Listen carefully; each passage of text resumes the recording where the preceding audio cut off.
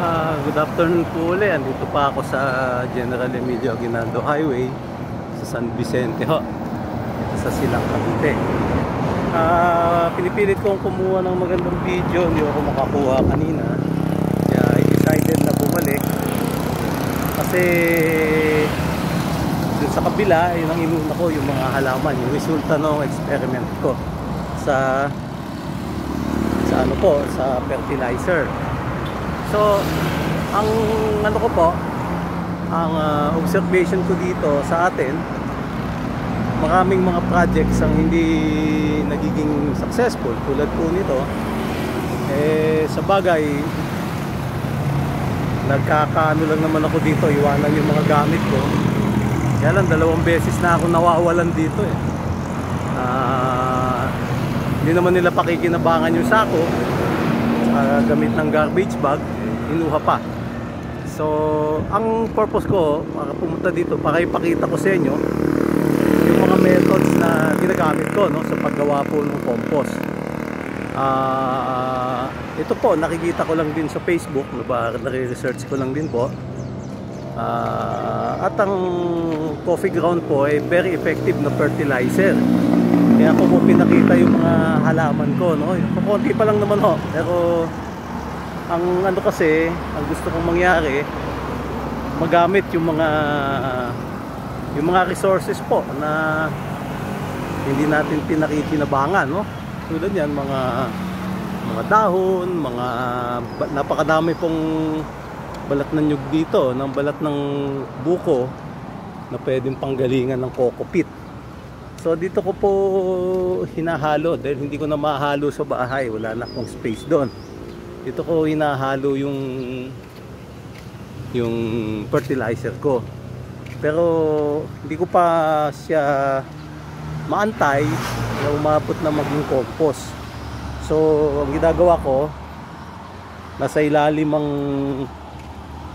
ang kape, tapos po nasa ibabaw yung aking ordinary lupa. Dito naman po sa silang, wala naman pong problema sa lupa. Napakataba po ng lupa dito. So ito, pakikita ko sa inyo, hinalo ko kasi sa kape mga kitchen waste. Pero noon, dumadating din yung punto na sumosobra yung kitchen waste, masisira yung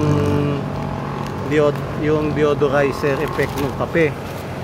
So ito po yung isa sa mga nilagyan ko kanina ng mga paper waste. Kasi napakarami namin paper waste. Napakaganda po nito. Ito yung mga eggshells.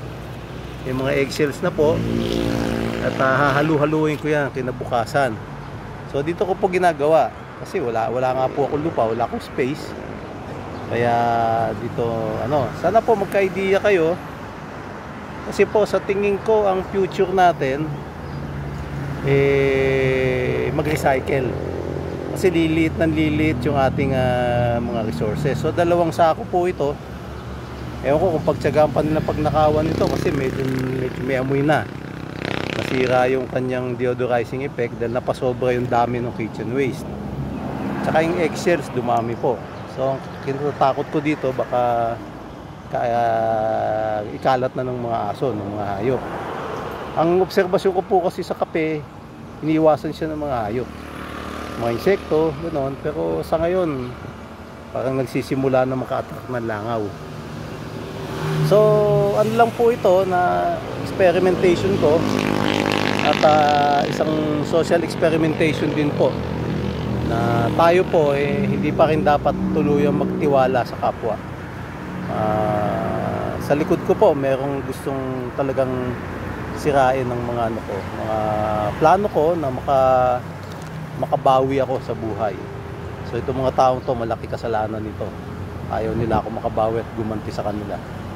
So sige po, at atin pong sana na magkaroon ng pagkakataon na kumita ako at dumami yung mga halaman ko, mamunga. Pangarap ko po, pechay, tsaka kamatis, okra, para lagi ako may ani kasi mabilis po yung ano ng pechay eh. So sige po, magkita po tayo. Hasta luego sa susunod. At nawa po dumami yung views ko. Sige po, salamat po.